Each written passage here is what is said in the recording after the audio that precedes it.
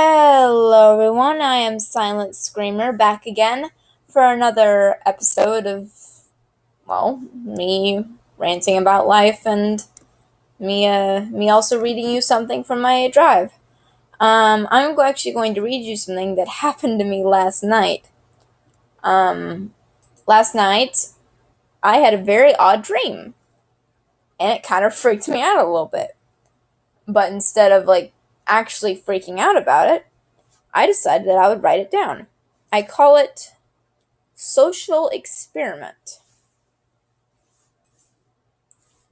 And a social experiment is basically, in my dream, I wake up in a room, I don't know how the heck I got there.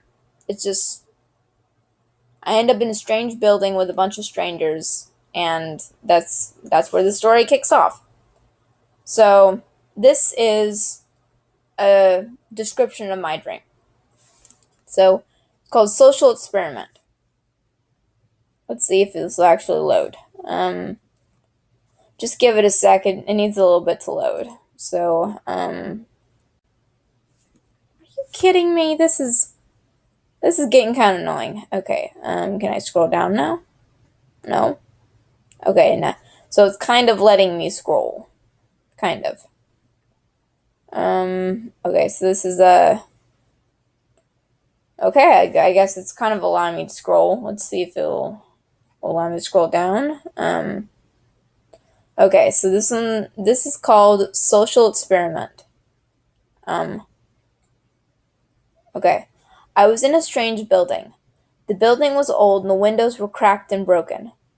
I was dressed in nurse's garb and there were two other people with me, one in a straitjacket and the other had on a lab coat. We were all in a room with few hospital-style beds and one locked door. The room appeared to be on the top floor of the building. We asked each other what our names were. In this dream, my name was Rebecca Lynn. The man in the lab coat was named Dr. Bradley, and the man in the straitjacket was named Lucas. We suddenly heard a voice saying that someone among us had to die in order for the others to escape, and that if no one was chosen, we would all die. We began to discuss amongst ourselves this situation. Dr. Bradley tried to come up with a solution, while I was against discussing it entirely. Lucas didn't say anything on the subject. The doctor began to suspect that Lucas was planning on killing someone himself. After all, he was in a straitjacket. A fight between them broke out. I tried to stop the fight, but nothing I did made any difference. Eventually I had enough and screamed that I would be willing to die. They focused their attention on me, and suddenly one of the windows shattered outwards.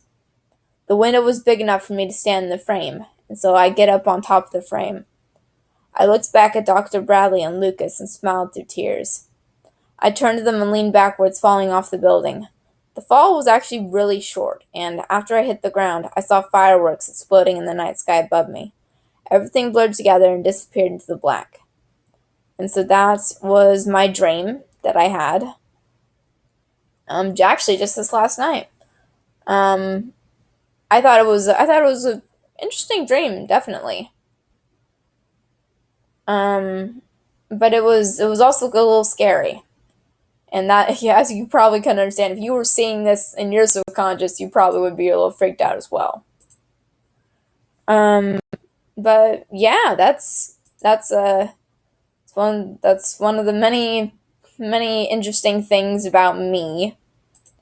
Is that I have many issues. Ow! Ugh. I honestly hate splinters. Splinters are stupid. But anyways, actually, as of right now, I'm also working on a novel. I have two of them that I'm actually working on. This one over here, Shadow Games. It's over in this area somewhere. If you can see it floating around in there, that is actually a novel that I have finished.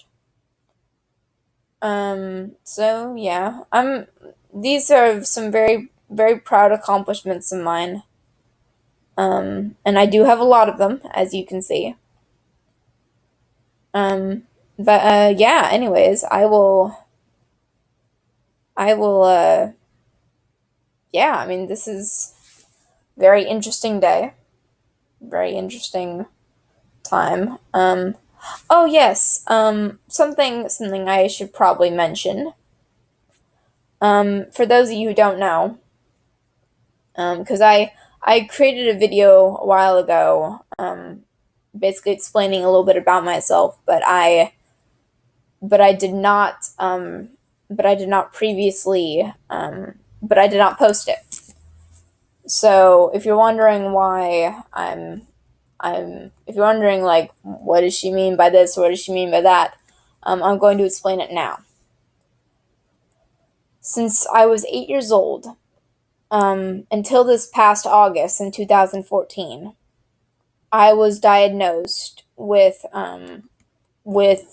bipolar disorder, ADHD, and anxiety. So I had a bunch of problems I had to deal with, not just like medications or stuff like that or violent mood swings.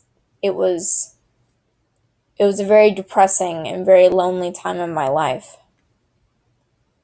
Um, I I recently